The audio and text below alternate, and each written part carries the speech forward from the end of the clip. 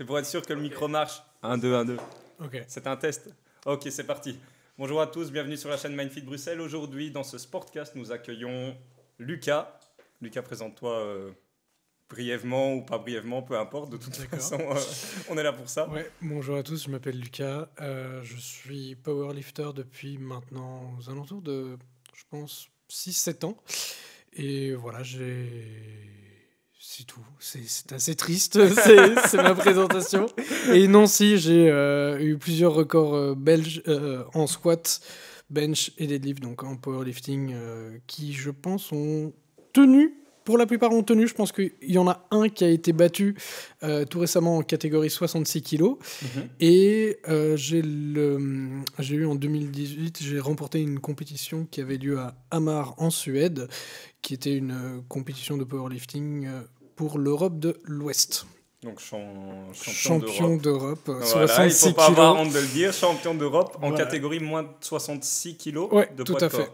Tu Exactement. sais nous dire un petit peu combien tu pèses à l'heure actuelle et bon, en ce qui concerne ta taille, je pense qu'elle n'a pas changé. Mais... Voilà, alors moi je fais 1m63 et à l'heure actuelle, je dois être aux alentours de plus ou moins 71 kg de base.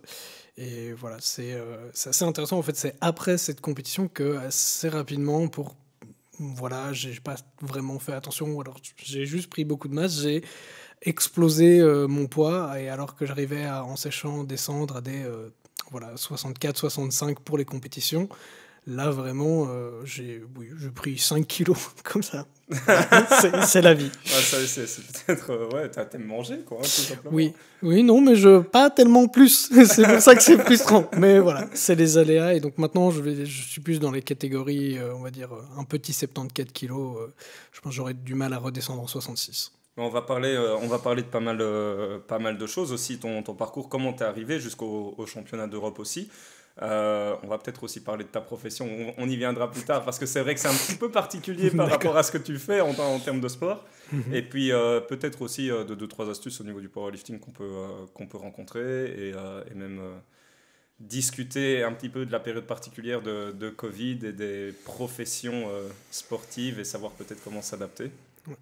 Mais avant de commencer, peut-être se dire comment tu as débuté le powerlifting.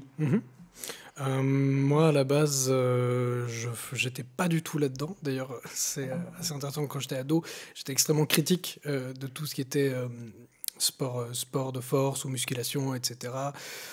Parce que j'étais un gamin assez frêle, qui passait beaucoup de temps à lire. Et donc, je me posais très fort en opposition aux mecs populaires de l'école qui étaient très balèzes et qui se faisaient toutes les filles. Et donc, forcément, c'était des abrutis sans cervelle. Et donc, je les jugeais pas mal. Et aux alentours de 15 ans, j'ai commencé le rugby. J'ai commencé le rugby, ce qui était un peu à l'antipode, encore une fois, de mon physique, parce que je devais déjà faire quelque chose au 1m60, mais j'étais comme ça, je devais faire 55-59 kilos.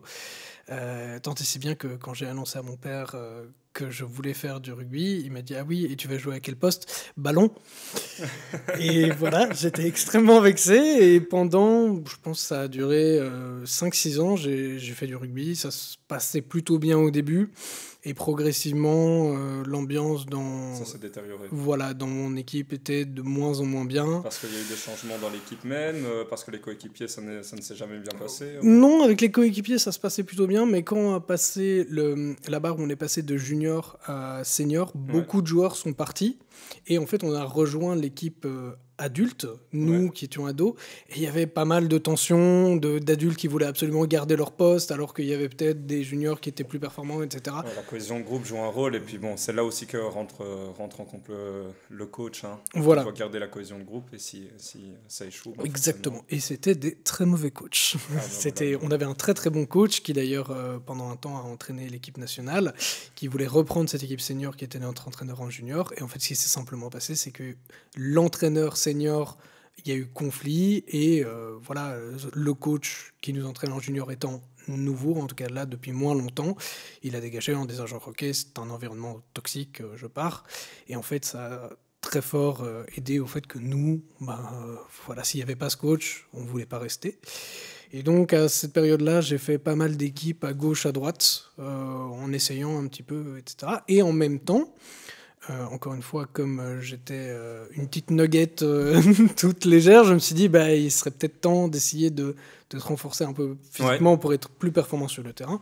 Aussi parce que quand tu débarques en senior, bah, il y a des porcs, quoi. Il y a vraiment des mecs énormes. Et donc, je me disais, genre, bon, il y a un moment, il va falloir que je survive d'une manière ou d'une autre. Et j'étais plutôt rapide et agile, mais je me suis dit, il faut que j'arrive à gérer l'impact. Ouais, tout à fait.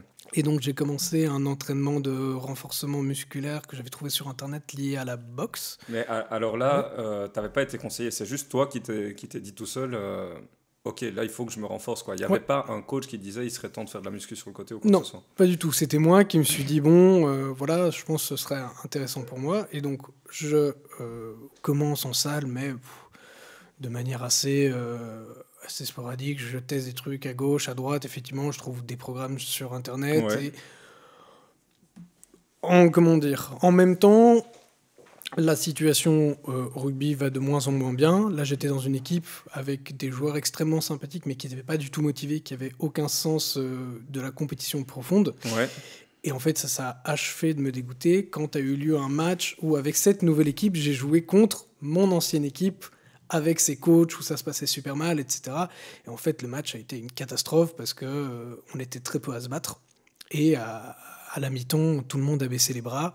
Et j'ai vraiment eu cette frustration de dire, mais enfin, si vous ne voulez pas vous donner. Et en fait, c'était plus un club de gens qui se voyaient pour boire des bières, pour être contents. Et les matchs étaient en plus, mais ils n'avaient pas cet esprit de compétition, de dire, il faut absolument se battre, etc.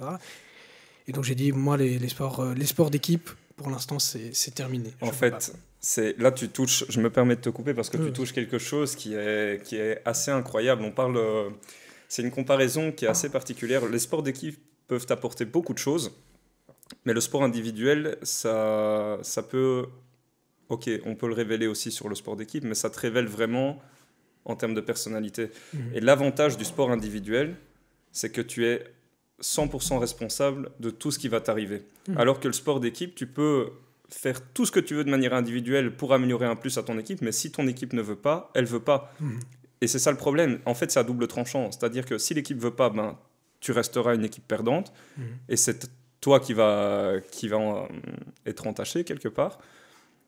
Et à l'inverse, si un jour, toi, ça se passe pas bien dans une équipe, bah, tu peux passer le ballon ou tu peux te compter sur les autres. Donc, c'est toujours double tranchant. Voilà, tu as besoin d'équipiers qui te soutiennent et à l'inverse, tu les soutiendras. Et là, comme sur le moment, je ne sentais plus leur soutien, j'ai fini par dire, si on échoue, je veux que ça soit 100% ma faute. Et c'est pour ça que... Et en fait, en parallèle, encore une fois, par rapport au sport en salle, de plus en plus, je me rendais compte que sur certains exercices, grâce à mes proportions physiques et à des aptitudes, je pense, simplement génétiques, j'avais une propension à avoir une certaine force. Et j'ai fini par me dire, est-ce qu'il n'y a pas quelque chose, genre voilà, un sport dans lequel ce serait l'objectif. Et en regardant un peu, au début j'ai regardé l'haltérophilie, mais me rendant compte que ça demandait un bagage technique énorme. C'est vraiment des mouvements qui doivent être gérés sur des années et des années. Et moi, je les gère pas forcément très bien, mais en cherchant, je suis tombé sur le powerlifting. J'étais genre, mais en fait, là, ce sont donc 3 mouvements dans lesquels, pour la plupart, j'excelle par rapport à mon poids, etc. Donc, est-ce qu'il n'y aurait pas quelque chose à voir là-dedans ? Et je pense que c'est, je dirais, en 2-3 ans que j'ai commencé à vraiment voir des résultats probants, parce qu'au début, mes entraînements ressemblaient à rien, je débarquais, j'étais genre, ça a l'air rigolo, ça a l'air rigolo. Mais à partir du moment où j'ai commencé à vraiment avoir de la discipline et un plan précis sur plusieurs mois, etc., ça a commencé à être intéressant jusqu'au moment où je me suis dit, bon, est-ce qu'on ne regarderait pas un petit peu les records de Belgique et est-ce qu'on ne participerait pas à des compétitions ? Et c'est comme ça que j'ai débarqué dans ce milieu. Et à ce moment-là, tu avais quel âge quand tu as commencé dans le power ? Quand j'ai vraiment commencé dans le power, je devais avoir... c'était à la fin de mes études, donc je devais avoir 24-25, quelque chose comme ça. Et, Ah ouais, donc enfin, après, je pense que le powerlifting, c'est quand même un sport à maturité tardive. Mais bon, 24-25 pour aller se lancer dans le power, tu te dis quand même, tiens, c'est particulier quelque part, quoi. Ouais, oui, effectivement. Après, je pense que, comment dire, je pense que c'est dû. La situation est aussi due à plusieurs facteurs, du fait que je pense qu'en Belgique, c'est une petite scène, le powerlifting, et donc les records, même s'ils pourraient paraître très impressionnants pour, on va dire, monsieur tout le monde, pour un sportif, sont vraiment atteignables. Alors qu'à l'international, par contre, c'était des records qui explosaient Oui, le plafond. ouais, forcément. Et donc, il y avait moyen de débarquer un petit peu en cours de route et de faire quelque chose de plutôt pas mal. Mais ce qui se passe simplement, c'est que surtout en catégorie poids léger, les 66 kilos en dessous et jusqu'à 74, il y a assez peu de concurrents qui sont présents. Ça va être vraiment à partir des 83 où là, il y aura beaucoup plus de monde et donc la compétition sera plus rude. Mais en 66 kilos, voilà, il n'y avait pas grand monde, les records étaient assez bas. Et d'ailleurs, je me rappelle qu'à mon premier entraînement, j'ai tiré une barre qui était au-dessus du record national. Donc voilà, c'est comment dire. C'était pas tellement que j'étais un athlète incroyable, c'était que dans un premier temps, en tout cas en Belgique, c'était prenable. Ouais. Donc voilà. Ok. Au niveau de tes records, on en est plus ou moins à combien? Parce que je dis plus ou moins parce que bon, c'est un chiffre précis. Il y a les records personnels et tu disais qu'il y avait encore des records qui devaient être pris parce que les records sont faits pour être battus de toute façon. Tu sais nous dire un petit peu les chiffres? Dans mes records personnels en compétition, alors au niveau du squat, j'avais fait donc Alors, oui. on va dire les records en compétition et on va dire les records personnels hors compétition aussi, quoi. Ça très marche. bien. Alors en compétition, à l'époque, j'avais réussi, je faisais 65 kilos à cette compétition-là. J'ai squatté 192,5. Ouais. J'ai fait un bench à 137,5 et un deadlift à 223. Donc voilà. C'était et je pense que là, en termes de ratio poids-puissance, c'était donc il y a 2-3 ans, j'étais à mon pic. C'est-à-dire que j'étais vraiment très léger et avec une puissance assez notable. Ouais. Et plus tard en salle, j'ai fait des barres plus performantes, sachant qu'en salle, tu es toujours plus lourd. Ouais. Parce que voilà, tu t'es pas dépravé de nourriture pendant une semaine pour essayer de sécher un maximum. Ouais. On la connaît, celle-là. Voilà, On la exactement. Et en salle, j'ai fait... Alors, c'était quand les salles étaient encore ouvertes, donc ça date d'il y a plus ou moins... 2019, là, Oui, c'était... Ouais. voilà, j'ai fait un deadlift à 240 ou 245. Ouais, magnifique. Voilà. En strap, donc avec des straps au poignet. Pour le squat, depuis, j'ai passé les 200 sans ceinture et sans genouillère. C'est-à-dire que... Et là, tu étais à quoi? 70-71 kilos de poids de corps? J'étais, oui, plus aux alentours de 70 kilos. Et parce que ces derniers temps, j'essaie de m'entraîner vraiment sans agrès, donc sans genouillère, sans ceinture, pour essayer de me renforcer un petit peu. Donc 200 kilos, c'est passé. Et bench, c'était entre les deux confinements, j'ai passé une barre à 150. Donc j'étais assez fier et aussi aux alentours de 70 kilos. Voilà. Et... C'est pas mal. Ouais, relativement. Je suis plutôt content. Surtout par rapport au squat et au bench, sachant qu'on est quand même dans une période où s'entraîner est plus compliqué. J'étais assez content après le premier confinement et des entraînements plus hasardeux, arriver à me dire, ok, j'ai quand même une marge de progression et tout n'est pas foutu. Alors, pour arriver, en fait, on va parler de quelque chose de particulier. Hein. C'est parce que pour les personnes qui s'intéressent au monde de l'entraînement ou les personnes qui veulent se reprendre en main ou qui s'intéressent même au powerlifting, parce qu'on ne va pas se mentir, il y a quand même une ambiance qui est un petit peu particulière en powerlifting. Mais souvent, c'est un petit groupe, un petit cercle d'amis ou là où on se fait des amis. Et c'est parfois vu un petit peu comme des personnes un peu brutes, mais au final qui ont un humour assez sympa. Franchement, je sais de quoi je parle parce que je suis tombé dans un club de power il n'y a pas si longtemps. Et c'est bon enfant. Souvent, quand on se dit, ouais, c'est un athlète professionnel, il fait que ça de sa vie, on se dit, ok, il doit s'entraîner tout le temps, c'est pas possible pour monsieur et madame tout le monde. Est-ce que réellement, moi je le sais, parce que voilà, on en a déjà discuté plusieurs fois, mais est-ce que réellement tu t'entraînes 5, 6, 7 fois par jour? Effectivement, tu le sais, la réponse est non. La réponse est non parce que c'est bien simple, tu le sais aussi par rapport à ta pratique. On est tous les deux dans des sports où tu peux atteindre le plus haut niveau du monde. C'est peanut, tu gagnes zéro. Tout à fait. Voilà, Tout à fait. on va dire, alors que tu vas avoir certains sports, imaginons comme le foot, où tu peux être un joueur middle dans un club assez quelconque et gagner ta vie comme ça. Encore une fois, je pense qu'au niveau des compétitions de kettlebell ou du power, tu peux encore une fois être le mec le plus performant du monde. Ce ne sont pas les compétitions elles-mêmes qui te feront gagner ta vie. Tu peux potentiellement gagner ta vie, mais ça va être avec des activités adjacentes, des partenariats et Ouais, des c'est ça, machins du tout à genre. fait.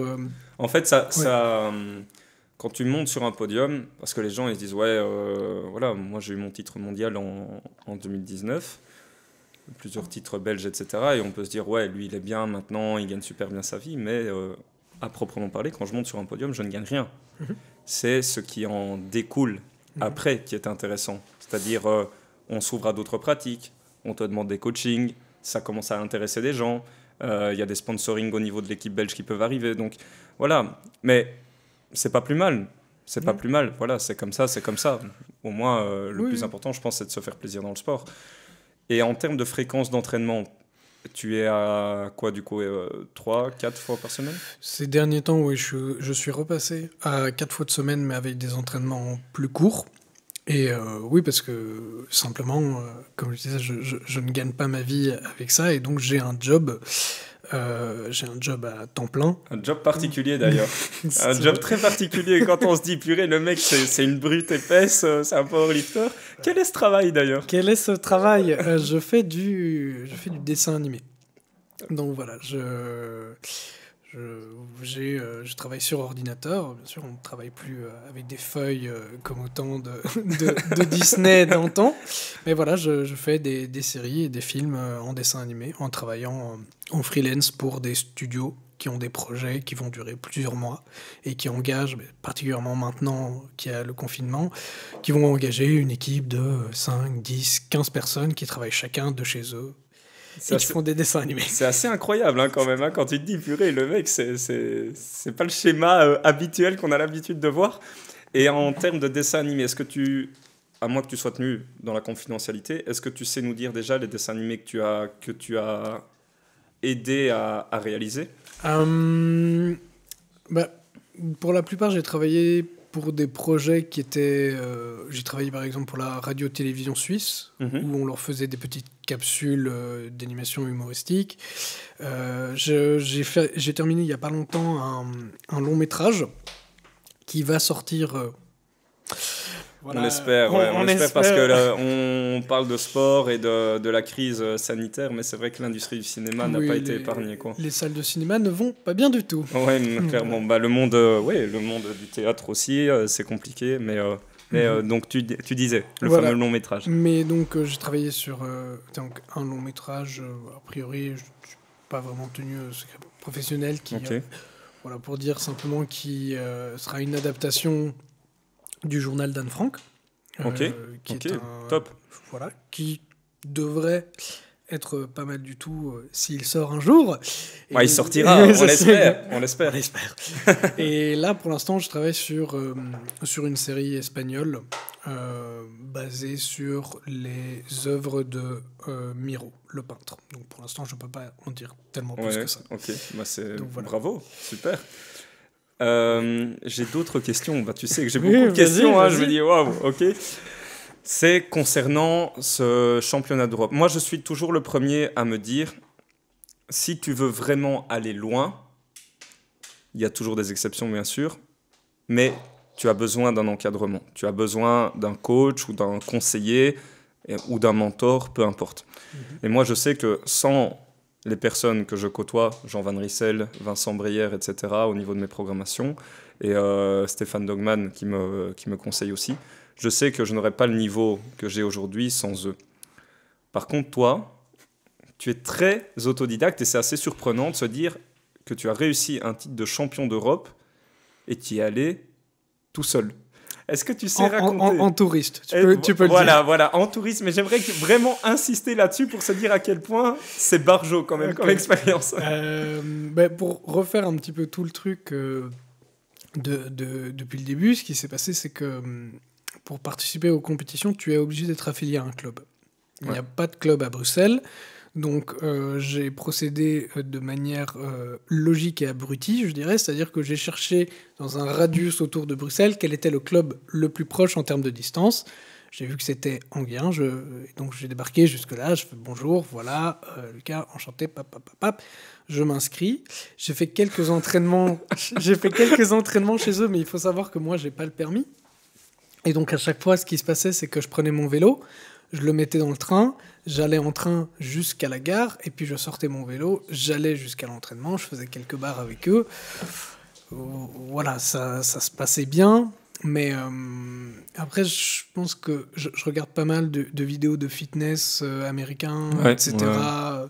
Et comment dire, il y a une cohésion et vraiment une communauté autour de groupes, que ce soit même la muscu, le powerlifting, etc. Mais il y a vraiment une espèce d'aura de camaraderie que moi, personnellement, dans ce club d'Enghien, j'ai pas tellement retrouvé. Encore une fois, c'était des gens très sympathiques, ça, c'était pas la question, mais il y avait, comment dire, il y avait peu de points où je me suis vraiment... j'ai pas débarqué là-bas en disant « Ah, c'est les miens, c'est ma famille. » Okay. Voilà, j'étais là genre « Voilà, vous êtes très sympathiques, mais je ne pense pas qu'on ira boire des verres ensemble, et c'est pas très grave. » Et donc, résultat, j'y allais assez peu, et je continuais mes entraînements chez Basic Fit, en essayant de progresser, et seulement, je pense que c'était aux alentours d'une fois tous les 1 ou 2 mois, j'allais faire des compétitions avec eux. C'était sympathique, mais c'était dans des petits patelins paumés. C'était à chaque fois dans la province de Liège, là. Il y avait à Serein. Voilà, mais c'est là. Moi, j'ai déjà été. Voilà, et c'est à chaque fois dans des centres omnisports où tu vas faire tes entraînements, et c'est limite s'il n'y a pas un stand qui vend des pains saucisses. C'est une ambiance. Mais d'ailleurs, c'était assez marrant parce que ma mère m'accompagnait beaucoup. Parce que ma mère se fourre un petit peu de tout ce que je fais, à part si je peux être le meilleur. Et si je peux être le meilleur, elle s'intéresse. Vraiment. Et là, à partir du moment où j'ai dit, genre, écoute, il y a moyen que je rafle tout au niveau des records, elle dit, eh ben, je t'amènerai à toutes tes compétitions. Parce que maintenant que je sais que mon fils peut juste dominer des pecnos, ça m'intéresse. Et donc voilà. Et donc c'était très drôle de la voir parce que c'est une femme très intelligente et très éduquée qui a un background en tant qu'avocate, etc. Et elle était vraiment assise sur des tables de pique-nique avec autour d'elle. Je pense qu'une personne sur 2 a un quad chez elle. C'était encore une fois très sympathique, mais pas du tout le même milieu. Et donc c'était assez... Mais on en revient quand même à quelque chose de se dire, c'est quand même marrant de se dire comment différentes personnes qui ne se côtoieraient pas dans la rue probablement, sur un événement sportif, donc lié au sport, d'un coup il y a un engouement, quoi. Clairement. Et résultat, c'était assez chouette. Mais encore une fois, voilà, je pense que sur le moment, je passais un très bon moment, mais je disais, ça allait jamais aller plus loin. Comment dire, j'aurais jamais retrouvé cette espèce de groupe que j'avais au début au rugby où on était tous ensemble, on faisait des soirées, des machins de genre. Là, c'était plus, voilà, vous êtes très sympathique, mais c'était un peu comme une rupture, c'est genre, ça n'ira pas plus loin. Et arrivé à ce niveau-là, c'est comment est-ce que, parce que tu parlais justement du club, qu'il fallait être affilié à un club pour aller au championnat d'Europe. Tu as pété les records, et donc comment c'est arrivé au championnat d'Europe et comment tu fais pour y accéder? Il y a des minima. Oui, c'est exactement ce qui s'est passé, c'est que simplement, avec cette dernière compétition dont j'avais parlé, où j'avais fait 223, 137,5 et 192 192,5. Voilà. J'ai atteint effectivement les minima pour aller en compétition. Mais en toute honnêteté, moi, j'y allais pas pour gagner.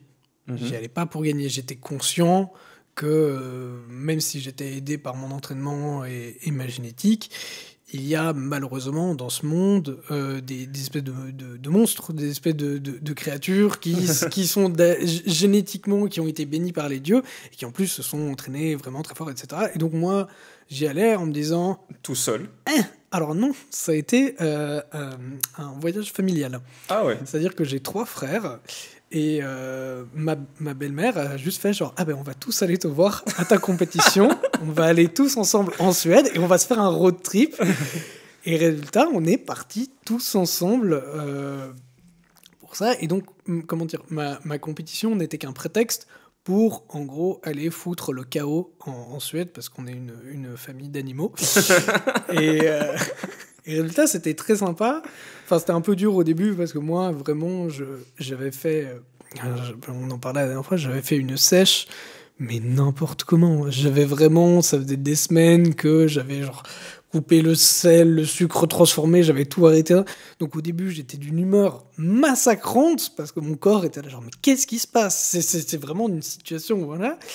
Et donc on arrive sur place, et je pense que ma compétition était 1 ou 2 jours après notre arrivée, vraiment pas longtemps.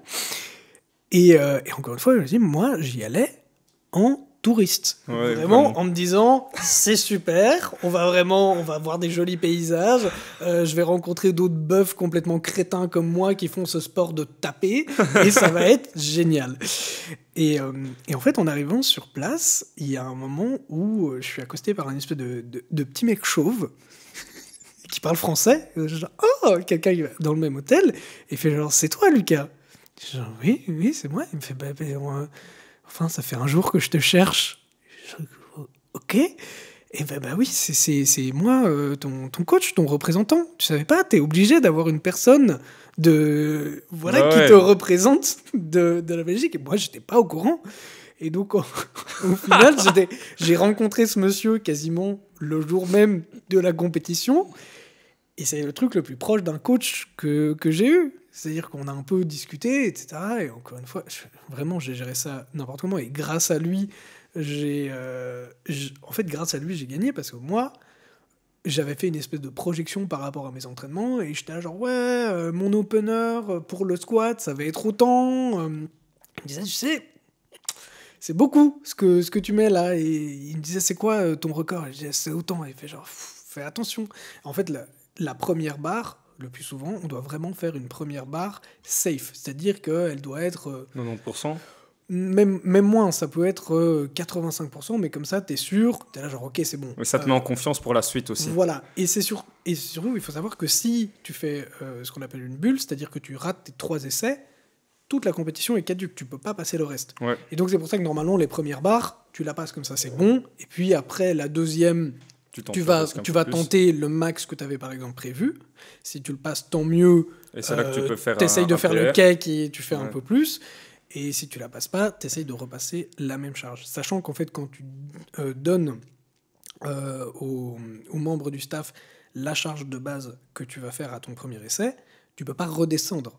C'est-à-dire que si tu arrives et tu dis voilà, je veux bencher 120 et que tu n'y arrives pas, eh ben mon loulou, pour 3 fois, tu vas essayer de passer 120. Ouais, tout à fait. Et donc voilà. Et résultat, grâce à lui, en fait, le squat s'est pas ultra bien passé. J'ai fait moins que ce que j'avais fait à la compétition d'avant. C'est-à-dire que je pense que j'avais squatté 185.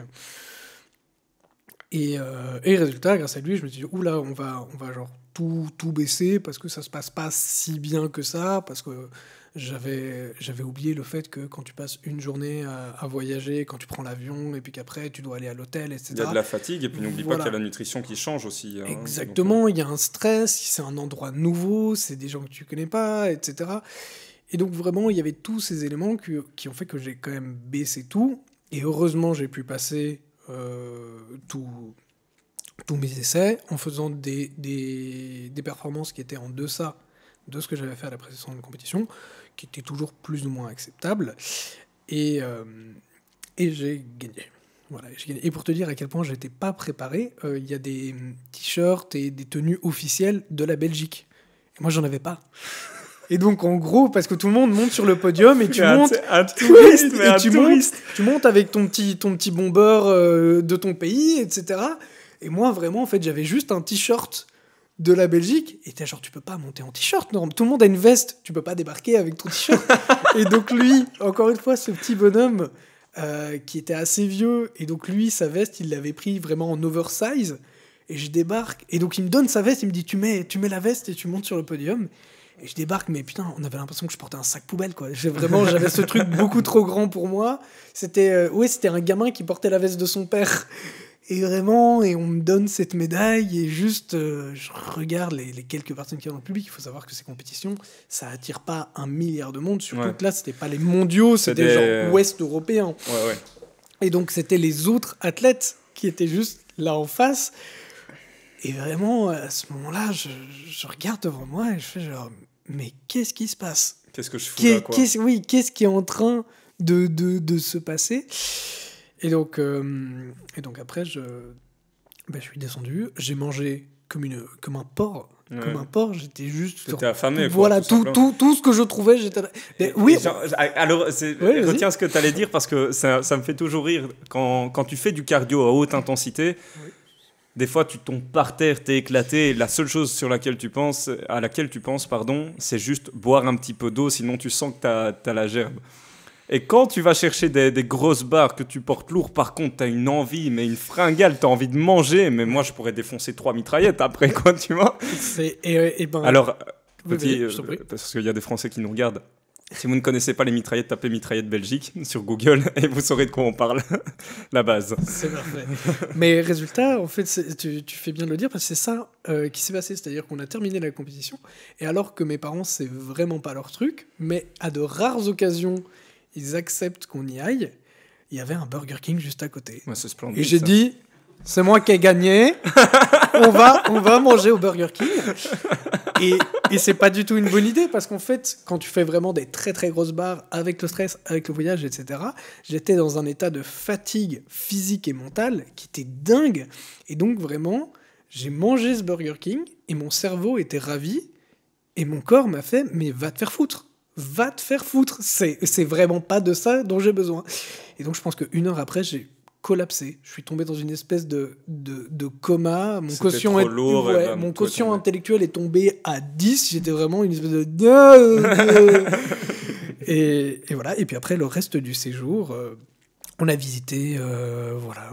c'est la Suède, c'est super beau.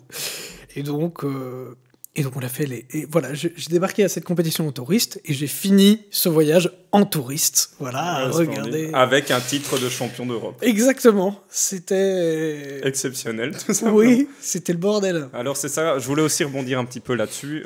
J'avais 2 questions. Donc, on va parler de ton retour en Belgique, qui s'est fait dans le plus grand des calmes, discret. Il n'y avait personne qui savait...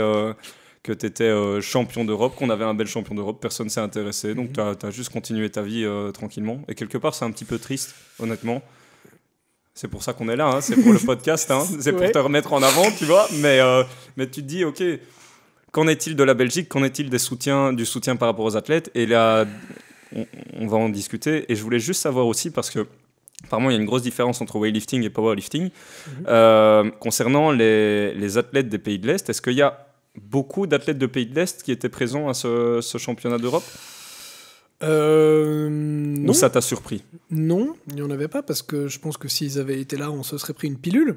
Je pense qu'ils nous auraient gentiment piétinés, parce que ils sont assez monstrueux. Mais encore une fois, je pense que comme c'est pas une très très grosse compétition, il n'y avait pas tant de monde de différents pays que ça. En fait, il y avait pas mal de gens des pays du Nord, justement, autour de la Suède, etc. Mais je pense qu'il y avait quelques Italiens. J'ai même pas vu de Français. Donc vraiment, il n'y avait pas grand monde qui était là. Et je pense que ma réussite fortuite y est quand même un petit peu liée. Ouais. C'était que, voilà... comme on dit, genre à combattre son péril, on vainc sans gloire. Donc moi, vraiment, je suis descendu du podium et j'étais genre, Mais donc oui, non, les athlètes des pays de l'Est, ils n'étaient pas là. Et par contre, oui, comme tu le dis, je suis revenu dans le plus grand des calmes. Il n'y avait pas du tout une foule amassée au niveau de la Grand Place qui scandait mon nom en disant « Ah, Lucas, incroyable, tu nous ramènes une médaille à la maison !» Non, non, Non, tu t'es posé chez toi, t'as mangé une brioche, quoi. Exactement. Et puis après, j'ai été voir sur Facebook et ma mère avait dit genre « Mon fils champion de Belgique !» Et résultat, tous ses amis étaient là genre « Oui, super. Champion de quoi ?» Vraiment. Ah ouais. Voilà. Et puis après... Mais je ne comprends pas. C'était exactement ça. Je me rappelle une scène complètement absurde où on a été voir mon grand-père, donc qu'on n'avait plus depuis un moment, et ma mère. Il faut savoir que mon grand-père était très âgé, il avait plus de 84 ans à ce moment-là, et il est italien, donc le français, bof. Et donc elle a essayé de lui expliquer c'était quoi le powerlifting et que j'étais champion, etc. Et c'était une scène atroce où j'essayais de m'enfoncer un maximum dans le canapé pour y disparaître parce que vraiment j'étais là genre mais qu'est-ce qu'ils sont fous ce vieil immigré italien qui a bossé toute sa vie dans les institutions internationales et toi t'essaies de lui expliquer que ton crétin de fils soulève des poids et que ça le fait marrer et vraiment il y avait cette espèce de non-sens de dire genre arrête, monsieur tout le monde s'en bat la race de mon sport. Si c'est pas du foot, un Italien, il s'en fout. Vraiment. Et par contre, est-ce que tes potes étaient contents? Parce que moi, ce que j'ai remarqué, c'est que, tu sais, quand j'ai annoncé la première fois que j'étais champion de Belgique ou champion du monde. D'ailleurs, je discutais avec mon préparateur il n'y a pas si longtemps. Champion, il me dit, franchement, t'es le seul... Pardonne-moi l'expression, mais t'es le seul connard qui est devenu champion du monde avant d'être champion d'Europe. Donc, je n'ai pas de titre de champion d'Europe, d'ailleurs. C'était ça qui était assez particulier. C'était que mes potes disaient « Ouais, bravo Nico, c'est super, machin. » Et puis après, 2 secondes plus tard, « Ouais, on a un Belge qui est champion. » Et puis, c'est quoi le kettlebell sport? Donc, il y en a qui sont... En fait, il n'y a qu'en Belgique que tu as ça. C'est-à-dire que les gens sont super heureux quand ils ont un Belge qui est champion. Mais ils savent même pas de quoi. On est juste content d'avoir gagné. Voilà, c'est juste ça. Ça. Mais c'est ça qui est magnifique avec le peuple belge aussi, qui est un pays particulier. Mais tu te dis quand même, putain, il y a un problème quelque part. Oui, mais c'est ce non-sens de dire, c'est un peu comme si tes potes te posaient la question, genre, est-ce que t'as battu un Français? Oui. C'est bon, c'est parfait. Mais exactement. En plus, j'ai plein de potes en français, mais je me dis quand même, c'est quand même cette confrontation franco-belge, elle est hors norme, quoi. C'est un truc de fou, quoi. Mais bon, voilà. Mais effectivement, c'est moi par rapport à mes potes. Faut savoir que les potes que j'ai principalement, c'est pas vraiment des potes du sport ou de la salle. Ouais. La plupart de mes potes, encore une fois, le sport, ils s'en foutent. Mais donc, ça amène un équilibre dans ta vie, je pense aussi, entre vie privée, vie sportive. Ah oui, clairement. Et moi, le sport, je fais pas ça pour être forcément hyper performant, etc. Moi, je le fais en grande partie plus par rapport à l'état mental. C'est-à-dire que ça me permet de me canaliser et de me concentrer après dans mon travail. Et par exemple, pendant toute mon adolescence, j'avais trop d'énergie. J'étais vraiment... dans un truc hyper nerveux, etc. Je faisais chier tout le monde parce que j'étais là, genre, attention. Et en fait, c'est juste en allant faire du sport et en laissant tout partir, en soulevant ces bêtes barres, ça m'aide à juste être une personne acceptable en société. Donc c'est vraiment ça l'objectif premier. Mais voilà, mes potes, c'est pas du tout leur truc. Pour eux, la plupart, voilà, c'est des gens qui travaillent dans l'animation ou alors dans des trucs effectivement plus culturels, etc. Donc oui, pour eux, je suis revenu avec ce titre, ils ont dit genre félicitations. Et voilà, c'est pas aller plus loin que ça, parce que pour eux, ça représente rien. Et je leur en veux pas pour ça, parce que voilà, c'est comme ça. Et je m'en doutais. Je m'attendais pas effectivement à un incroyable retour en grande pompe. Et c'est aussi pour ça que dans les discussions, j'en parle assez peu de ce truc de sport. À part quand les gens me disent « Ah ouais, machin, t'es plutôt balèze, qu'est-ce que tu fais ?» Et alors, Là, je leur dis, mais un petit peu à contre-cœur, parce qu'après, tu dois expliquer. Ouais. Tu dois expliquer comment Et ça reste fonctionne. incompris. Je pense que ça doit être la même chose pour toi, où tu dois Ouais. leur expliquer. Déjà, tu dois commencer par c'est quoi une kettlebell, et donc tu dois décrire, et tu fais genre, ça ressemble à un genre de bouilloire, avec le truc comme ça, mais il n'y a pas le truc, il n'y a pas d'eau dedans, et c'est lourd, et puis tu fais comme ça. Et puis après, en fait, tu sais pourquoi. C'est que, en fait, quand on est confronté à ce genre de choses et que tu commences à expliquer, et tu expliques et tu prends du temps, tu as 99% de chance d'avoir, face à une personne qui ne connaît pas notre sport ou qui ne s'intéresse pas un minimum, la fameuse question « Oh, mais à quoi ça sert ?» Oui. Mais à quoi ça sert? Et en fait, moi, je pars du principe que si tu n'as pas pratiqué, tu ne peux pas comprendre. Et je ne peux pas leur en vouloir, mais à quoi ça sert de courir 42 km? À quoi ça sert de faire du rameur en salle? À quoi... Tant qu'on trouve le plaisir de le faire, est-ce que le reste importe? Oui, non, clairement. Honnêtement, à quoi ça sert de taper de la couture? Va chez H&M et achète-toi tes fringues. Tu vas pas perdre ton temps à faire de la couture. C'est complètement idiot ce genre de procédé. Mais c'est vrai que des fois, ça paraît un petit peu dénigrant comme question. Ah oui, mais par rapport au sport, pour moi, comment dire, il y a... C'est pas tous les sports où on pourrait dire ça, Ouais. mais il y a des moments où je me le demande, où je suis en train de faire, et d'un coup, je fais genre, mais pourquoi je faisais ça encore? C'était quoi l'idée de base? Parce que, comment dire, parce que parfois, je parle avec des gens, ils font, ah, et pourquoi tu fais ça? Et je fais genre, bah écoute, parce que j'aime bien. Il fait genre, mais c'est pour les muscles? J'ai genre, non, parce que ce que je fais, c'est pas de la musculation. Techniquement, si je faisais vraiment de la musculation et que je me concentrais là-dessus, je serais plus musclé que ça, parce que c'est aussi ça l'objectif derrière. Et donc il me regarde, il fait, ah ouais, mais alors c'est quoi? Et je dis genre, bah écoute, de un, voilà, encore une fois, c'est par rapport à la santé mentale, ça me permet de me canaliser. Et à côté de ça, c'est juste, bah c'est drôle. Et là, le plus souvent, tu perds les gens. Ouais.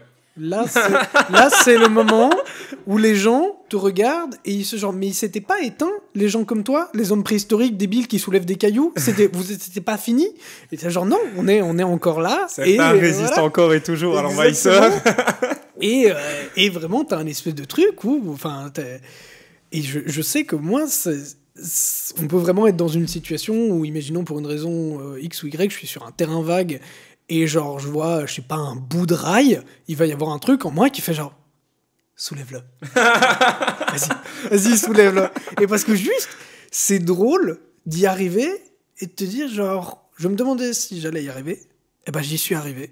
Et voilà. Mais c'est vrai qu'après, ça te procure une sensation de bonheur de te dire, purée, en fait, je suis fort. Ou j'étais plus fort qu'avant. Je fais que m'améliorer. Et c'est ça aussi, c'est se dire...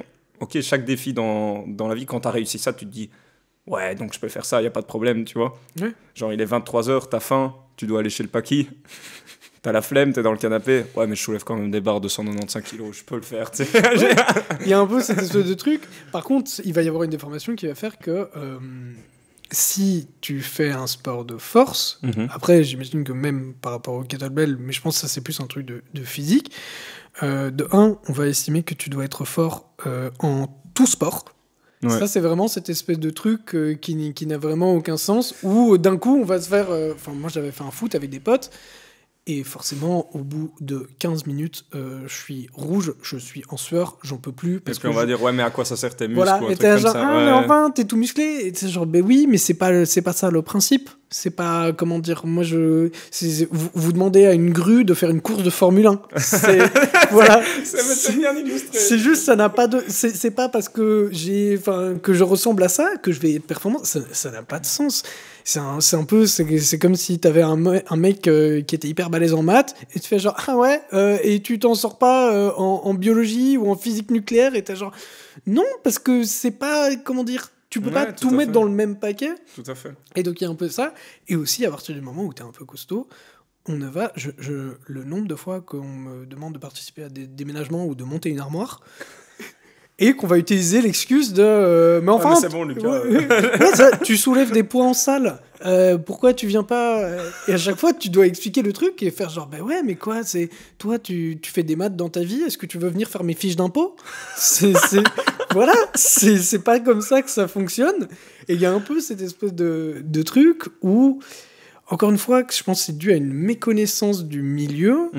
Et donc, il y a des raccourcis qui sont faits où t'es un petit peu là, genre, les gars, respectez-nous, tu vois. Ouais, c'est vrai que des fois, c'est un petit peu... Enfin, ça... T'as envie de te préserver et de dire, ouais, tu fais quoi dans la vie? T'as juste envie de dire, de simplifier en disant, ouais, je fais du fitness ou je fais de la musculation. Ouais. Parce que ça t'évite, en fait, de passer par autant de questions. Mais d'un autre côté, il faut se casser la tête pour ouvrir au grand public certains sports qui sont encore méconnus, je pense. Tu vois. Ah oui, mais il y a qu'à voir, ne serait-ce que par rapport aux compléments alimentaires. Ouais. J'imagine que tu as déjà discuté avec des monsieur tout le monde.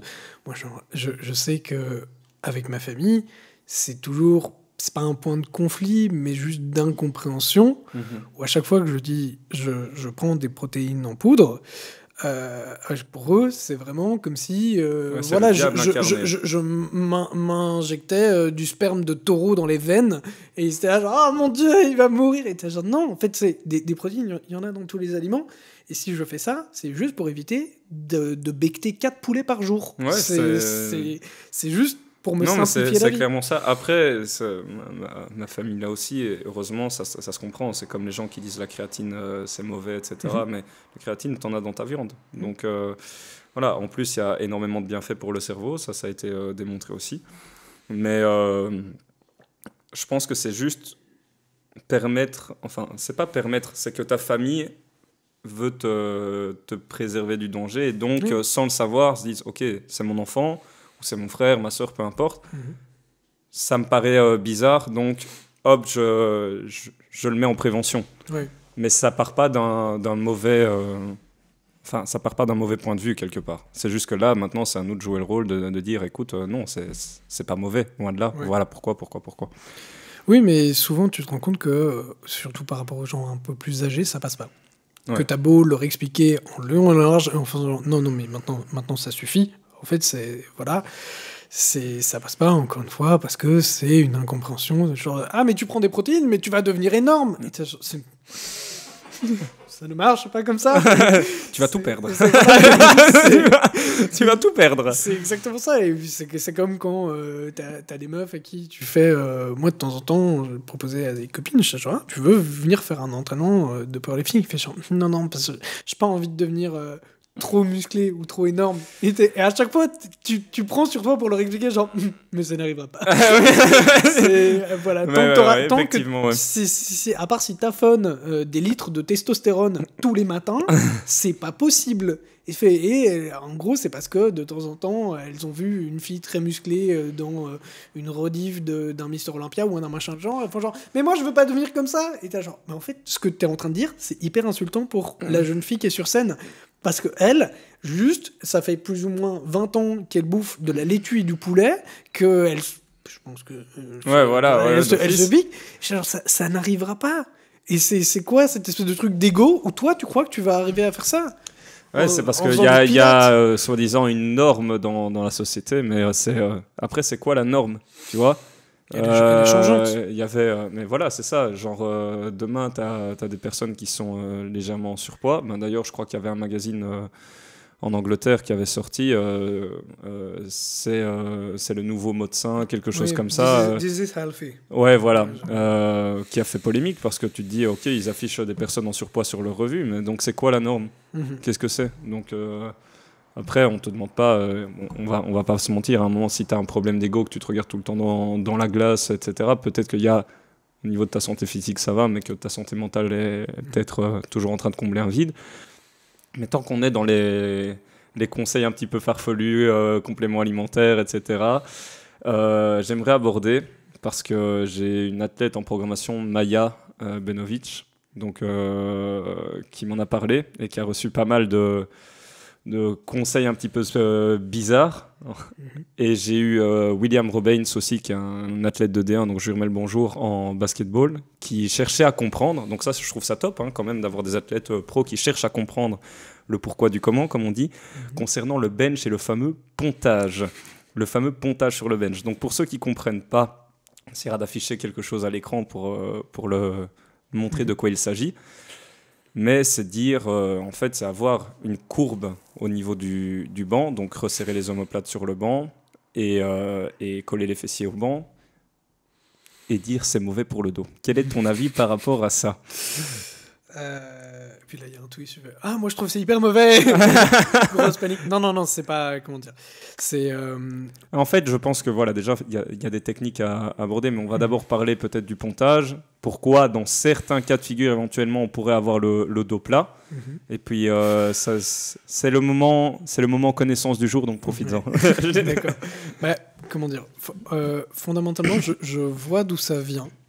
Je vois d'où vient cette crainte, parce que comment dire, physiquement, ça n'a pas l'air naturel. C'est-à-dire que quand on va voir une personne vraiment sur un banc qui a un arc qui va donc de ses fesses à ses omoplates, qui est assez marqué, les gens paniquent un peu en se disant « Ah, mais c'est pas comme ça », etc. Pour moi, l'arc, il est... De un, il est nécessaire. Et de deux, il est naturel. Tout à fait. On a une courbure naturelle au niveau du dos. C'est tout à fait normal. Exactement. Si on voit une courbure lombaire, ouais.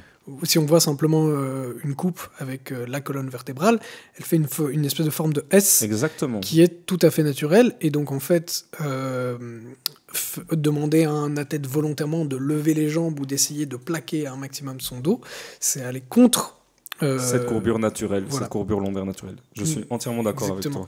Et qu'est-ce que ça va faire ? Ça va faire que si on est dans une position qui n'est pas naturelle, on va avoir une transmission d'énergie depuis le sol qui va être moins importante. Exactement. Et comme tu l'as dit par rapport au fait de rétracter ses omoplates sur le banc, on va avoir, les épaules flottantes. Voilà. Donc, à contrario, peut-être que le dos sera droit, mais par gage d'instabilité, on risque une grosse blessure au niveau des épaules. Voilà. Et les épaules prennent dans la gueule, la position est moins stable. Et donc, non, au final, c'est plus dangereux qu'autre chose. Mais malheureusement, ça se voit constamment en salle, en fait. Des gens qui vont bencher comme ça, et quand on va les aborder gentiment en leur disant genre, je crains que tu ne te fasses mal si tu continues à faire ça.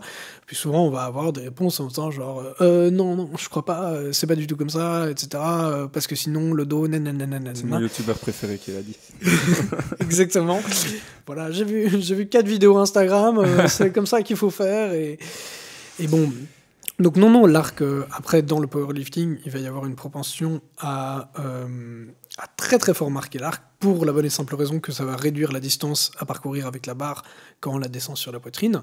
Donc non, si, on va dire pour monsieur tout le monde, je conseille pas de forcer l'arc, parce que c'est pas forcément nécessaire, et de deux, vu que monsieur tout le monde, son but, ça va être de développer un maximum ses muscles, réduire la distance à parcourir, c'est aussi réduire simplement le travail qui va être effectué au niveau des pectoraux. Donc non, je dirais simplement, couchez-vous sur le banc, placez bien vos pieds, rétractez les omoplates, et naturellement, un arc va se faire, et il doit rester là, et c'est tout. Il faut pas essayer de l'annuler, et il faut pas essayer de le forcer non plus.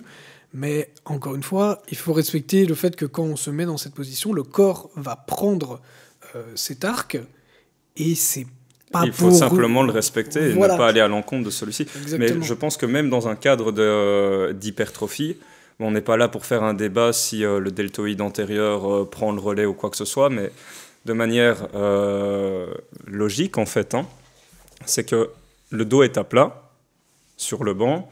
On va être limité lors de la descente, les épaules sont flottantes. Maintenant, si on vient arquer et resserrer les omoplates, on a un stretch plus conséquent forcément au niveau de la poitrine, et donc ça permet davantage de favoriser plutôt l'hypertrophie. Maintenant, si je dis des bêtises, on me corrigera en commentaire de toute façon, mais voilà. Oui. Je tends à croire que sur tout podcast de sport, les commentaires sont un champ de bataille incessant. Mais c'est pas grave, parce que l'algorithme aime bien. En fait, on va les exploser avec les brutes du powerlifting, donc forcément. Ouais. Mais non, l'arc, pour moi, c'est nécessaire, ça doit rester, mais encore une fois, je comprends les gens qui en ont un peu peur. Après... Effectivement, comme tu disais, et particulièrement vu que tu cites des athlètes qui font du basket, est-ce que c'est une bonne idée de se skater les épaules avec une position approximative ? Voilà. Clairement. Voilà, donc... Mais encore une fois, bon, c'est...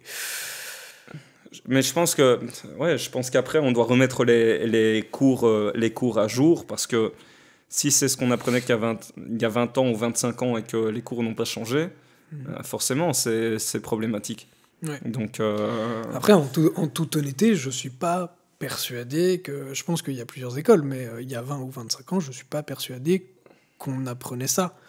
Ça me paraît très, personnellement, vraiment très étrange que, surtout il y a 20-25 ans, on parle aussi d'une période assez glorieuse, en tout cas au niveau de la musculation. Ouais, Mais même, c'est vrai que le powerlifting avait plus de prestige, même si là, principalement en Amérique, il y a un peu un retour... avec Larry Wills, etc.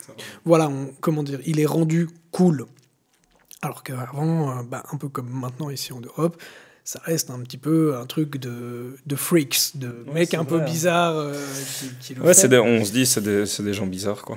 Oui, en même temps, je pense que je peux affirmer que si demain je te vois au Basic Fit en train de faire des exercices de kettlebell avec une kettlebell lourde, je pense qu'il y aurait pas mal de mecs qui seraient autour de toi en train de faire mais qu'est-ce qu'il fait ? Ouais, c'est Qu'est-ce qu'il fait ? Qu'est-ce qu'il fait ? Et il va se faire mal. Ouais, ça c'est vrai aussi. Donc ça malheureusement, je crains que... Et encore, je pense qu'on n'est pas dans les pratiques les plus étranges, encore une fois, comme je dis, on n'est pas des strongman en train de soulever des cailloux, où là vraiment... Je pense que monsieur tout le monde juste regarde ça comme si c'était un truc de cirque. D'ailleurs, à l'époque, ça l'était. Les hommes forts, etc., c'était vraiment un truc de spectacle, de cirque, mais où on se disait, genre, c'est pas... Voilà, ce ne sont pas des vrais gens. Mais... J'avais envie d'aborder aussi la fameuse crise sanitaire. Enfin, quel est ton avis, en fait ? Il y a une crise sanitaire ? Ouais, je n'ai plus remarqué. Écoute, ça fait 1 an et demi que je suis pas sorti de chez moi. Ça n'a rien changé pour moi. Je disais, par rapport à la crise sanitaire, en fait, quel est ton avis sur le travail de coach et les salles de sport par rapport à ça ? Est-ce que tu penses qu'il y aura un renouveau quand tu sortiras officiellement de chez toi ? Au niveau des... je pense déjà qu'au niveau des salles de sport... Je pense qu'il y a pas mal de gens qui vont rester dans les sets qui se sont installés chez eux. Ça, je pense que c'est clair. Moi, je me suis, par exemple, installé du matos à la maison. Et même quand les salles ont rouvert durant le confinement, j'allais faire quelques entraînements chez Basic Fit, mais sinon, je restais très fort chez moi parce que voilà, l'humain s'habitue. À partir du moment où on lui offre quelque chose de nouveau, tu finis par t'y habituer et ça devient ton commun. Donc je pense qu'il y a pas mal de gens qui vont rester dans leur home gym. Je pense que par contre, il y a aussi pas mal de gens qui vont revenir en salle de sport parce que au-delà du besoin de sport, ils vont avoir un besoin de lien social. Et pour beaucoup, chez Basic Fit, c'est ça en fait. Tu vas de temps en temps trouver des groupes de 3-4 mètres qui sont autour du biceps curl, et il y en a genre un qui fait les biceps et les autres qui piaillent. Parce que c'est ça, pour eux, c'est un lieu de discussion et de sociabilité. Voilà. Donc je pense qu'il y aura vraiment 2 écoles, ceux qui vont être juste genre non, ça me va très bien d'être une espèce de marmotte qui squatte tout seul dans mon terrier, et les autres qui vont avoir besoin de revenir vers ça. Par rapport à la profession de coach, là, je pense qu'il y aura des adaptations. Je pense qu'il y aura effectivement des adaptations aussi parce que, en tout cas, j'espère qu'il y aura des adaptations qui seront liées au fait d'avoir conscience que c'est arrivé, la pandémie, et ça arrivera de nouveau. Ça arrivera de nouveau. Il y a des dizaines de scientifiques, enfin même des centaines de scientifiques qui disent voilà, avec l'évolution du monde, ça arrivera de nouveau. On va retrouver ce genre de situation, ce genre de pandémie, et donc potentiellement de se dire dans le futur, ça va arriver de nouveau. Donc soyez préparés à ça. Et je pense que les coachs doivent remettre en question leur position. Aussi parce que... S'adapter au digital peut-être aussi. Voilà, s'adapter au digital, tout ce qui est programmation, c'est assez courant dans d'autres pays, mais moins chez nous, des programmations à distance, des suivis à distance des athlètes, sachant qu'effectivement, s'il y a beaucoup de gens qui gardent leur home gym à la maison, ils n'auront pas forcément leur programme, etc. Donc ils auront peut-être quand même besoin du suivi, mais sans avoir la salle et ce genre de choses. Donc je pense qu'il va y avoir une forme de review à distance qui va s'établir. Peut-être qu'il y aura moins cette espèce de structure du coach qui est à côté de la personne et qui lui dit « fais ci, fais ça », etc. Après, encore une fois, j'en sais rien. Après, j'en avais parlé, je rebondis là-dessus parce qu'on parle de physique, de digital. Il y a, on pourrait dire, un mix avec le phygital. En fait, j'avais vu, j'en avais parlé dans un podcast avec Hans Bourgeois. Et j'avais vu Nassim Saïli, qu'on connaît tous, quelque part en Belgique et en France, donc coach fameusement réputé. Bon, je pense qu'il n'aime pas qu'on dise youtubeur, mais donc coach sur YouTube. Qui avait fait un essai où en fait on posait le téléphone, ils en ont parlé dans le journal, et en fait il y a son hologramme, sauf que c'est pas juste un hologramme, c'est carrément lui qui s'adapte et qui peut parler à la personne. Donc c'est une intelligence artificielle qui va même jusqu'à corriger les mouvements. Donc arriver à ce stade-là, j'essayerai de le retrouver pour qu'on le mette. Okay. Arrivé à ce stade-là, on est déjà en train de se dire qu'on en parle maintenant, on parle d'intelligence artificielle de coaching pour corriger les personnes depuis la maison. Ouais. Donc quand on a vu ça, il y a eu deux réactions. On s'est dit, waouh, c'est super, on avance vers quelque chose de nouveau. Et on est aussi en train de se dire, si on ne s'adapte pas maintenant, tous les coachs vont mourir. D'un autre côté, il y a aussi cet aspect de relation sociale dont on a besoin. Demain, moi, j'allume, j'ai mon hologramme, enfin mon intelligence artificielle qui me dit « Salut Nico, comment vas-tu ?» Rien ne m'empêche de dire « Écoute, j'ai pas envie de te parler aujourd'hui et je rééteins le téléphone. Oui. » Tu vois. Mais on est déjà sur quelque chose qui est en marche en tout cas. En toute honnêteté, moi, ce genre de truc, je ne pense pas que ça mettra à mal la profession, bien au contraire. Parce que simplement, il faut aussi savoir que si c'est simplement une application sur ton téléphone, comme tu l'as bien dit, la résultante est que la motivation, elle vient de toi. Tu as beau effectivement avoir une intelligence artificielle qui fait « Bonjour connard, fais-moi 10 hip thrust », c'est un objet, et tu peux juste faire genre « Salut ». Si tu vas dans un lieu avec un coach qui te dit genre maintenant tu fais ça, maintenant tu fais ça, t'as progressé, t'as pas progressé, etc. Encore une fois, de un, il y a le lien humain, et de deux, il y a... T'es pris au piège quelque part. Moi, quand il y a des gens qui sont pas motivés, il y a des fois, je te le dis honnêtement, je ferme la porte de la pièce et je leur dis, écoute, tu vas faire tes reps, tant que t'as pas fini, tu sors pas. Quoi.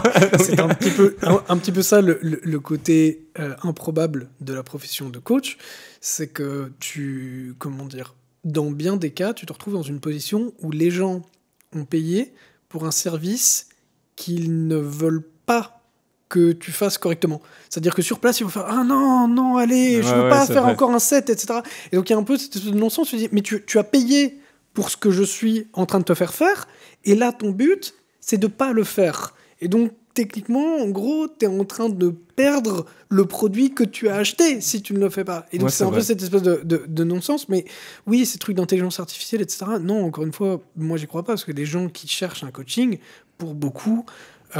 après, je sais pas, oui, il y a des athlètes, etc., où eux, ils s'en sortiront très bien avec ça, mais pour beaucoup, les monsieur tout le monde, ils cherchent quelqu'un. Ouais, tout à fait. Ils cherchent une discussion, ils cherchent un soutien, ils cherchent, encore une fois, ce lien social. Moi, je connais des coachs qui sont honnêtement, techniquement, des billes, des mecs qui font n'importe quoi, mais en fait, qui sont tellement sympathiques et avenants et bien dans la discussion, qu'ils ont un carnet d'adresses de dingue, parce qu'au final, c'est ça que les gens ils ont bien discuté, ils ont parlé de choses importantes par rapport à leur vie, etc., et ils ont sué.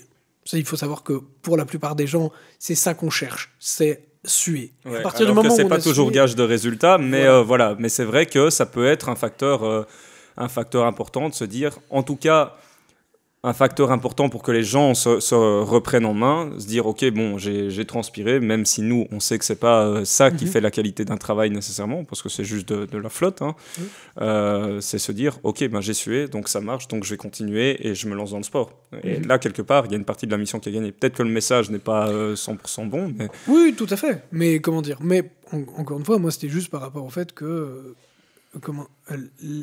ce qui définit un bon coach, un bon coach ne va pas forcément réussir par rapport au fait qu'au final, les gens ne cherchent pas qu'un bon coach. Voilà, tout à fait. Voilà. Mais imaginons, tu peux être le meilleur des coachs, mais au niveau du lien social, t'es pas bien, tu donnes des ordres, mais t'es pas très avenant, t'es pas très sympa, tu dis pas alors comment ça va et ton enfant, nanana.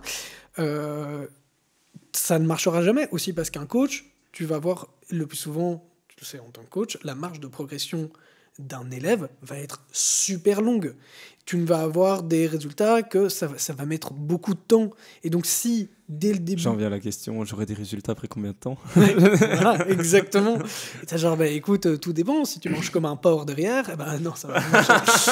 Mais ça c'est aussi la question de la diète, c'est autre chose. Mais c'est simplement, si donc t'es un très bon coach, mais que le contact avec la personne marche pas parce que t'es pas assez avenant, etc.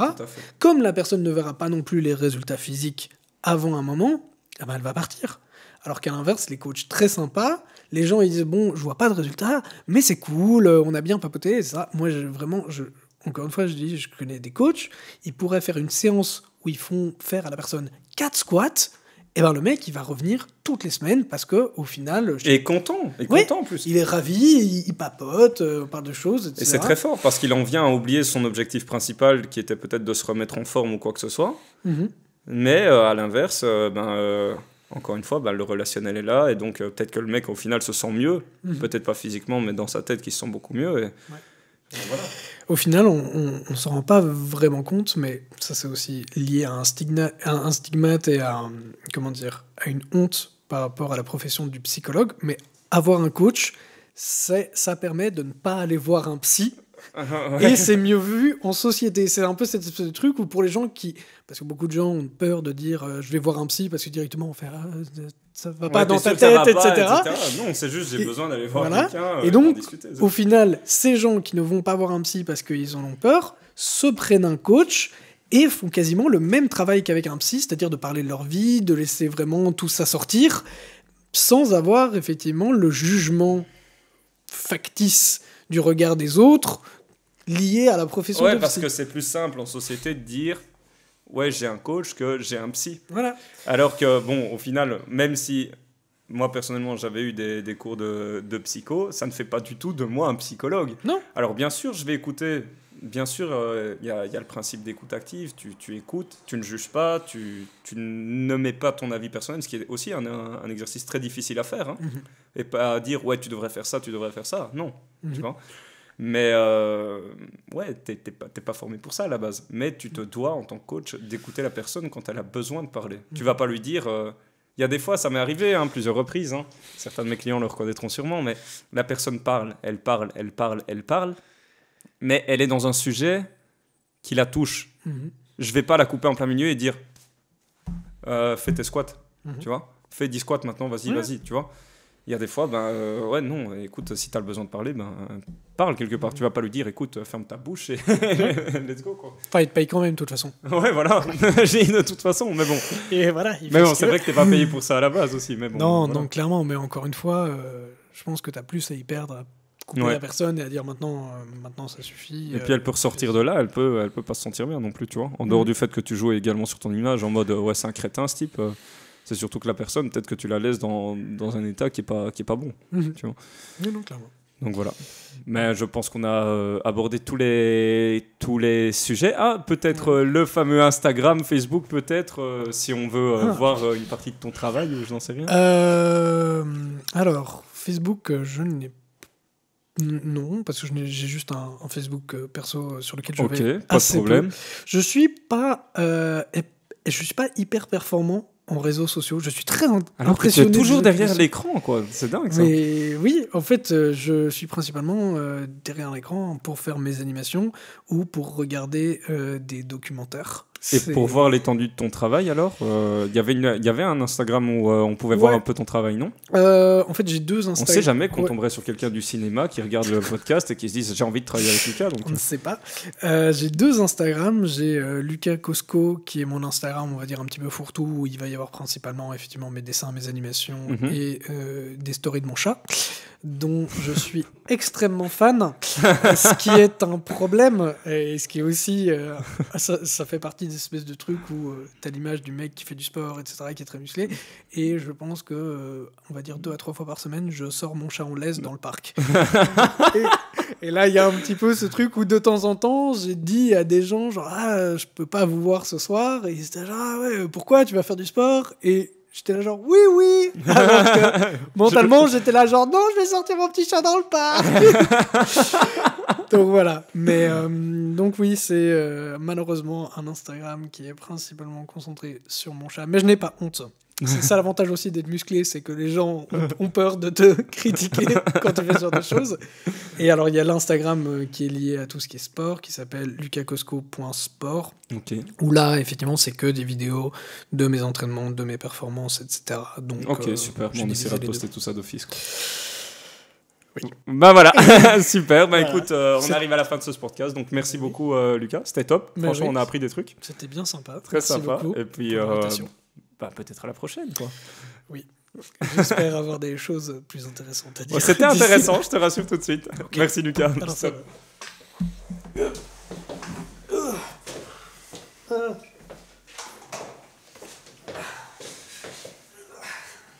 C'était hyper drôle, quoi. C'est le podcast le plus marrant que t'aies fait. J'ai rien à faire. Ah oui, j'ai oublié de placer que Je bosse à côté